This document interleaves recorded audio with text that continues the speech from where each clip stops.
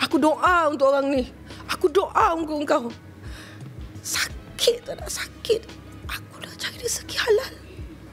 Saya tak malu berniaga.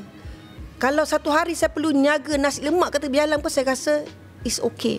Tapi yang paling saya sedih.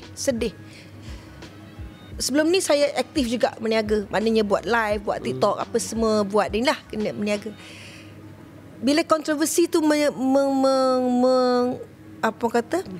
menghimpit saya, sampai satu hari saya konsisten, saya jual, saya ada pace cukup rasa tu, konsisten everyday adalah jual 20, 30, 20, 30 satu hari. Bagi saya dah cukup dah untuk orang kata menjana income lah.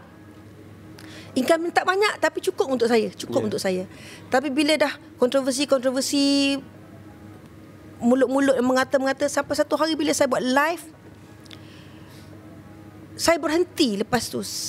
Bila ada orang komen banyak, tapi saya tak ambil pot. Tapi bila ada, oh ini paste cukup rasa tu ke? Oh ini paste penyondol tu ke? Oh saya tak nak belilah, nanti kalau saya makan saya jadi penyondol. Saya tengah live, saya baca tu, saya rasa macam sakit. Dan memang pada masa tu saya kata saya tak nak dah buat live, saya tak sanggup, saya tak tahan, saya tak kuat. Saya stop sekejap. Saya stop.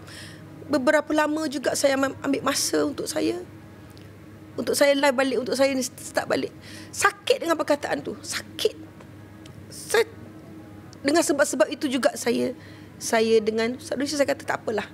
Saya kata mungkin ini dah ketentuan Allah.